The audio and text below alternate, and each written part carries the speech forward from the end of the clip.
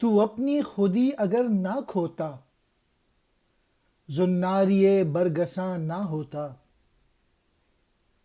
Hegel کا صدف گوہر سے خالی ہے، اس کا طلسم سب خیالی۔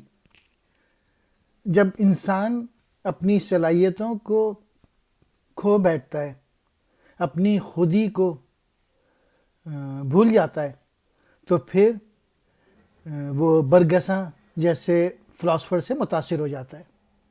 اور بعض لوگ ہیگل سے بھی بہت متاثر ہیں، اور خاص طور پہ وہ جس فلسفی سے بات کر رہے تھے، تو انہوں نے کہا ہیگل کا جو سی پی ہے وہ تو خود موتی سے خالی ہے، اس کے سارے خیالات سب جھوٹے ہیں۔ علامہ اقبال نہ تو برگساں سے متاثر تھے نہ ہیگل سے، اگر جو گہرے اثرات ان پہ ڈالے تو وہ قرآن شریف اور اس کی فلسفی نے ان پہ ڈالے۔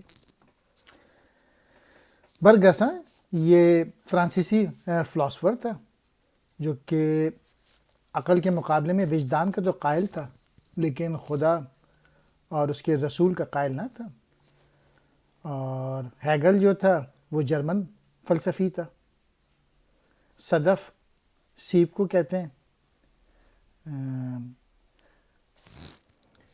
خودی انسان کی پوشیدہ صلاحیتیں جس کو وہ ڈیولپ کرتا ہے محنت کر کے۔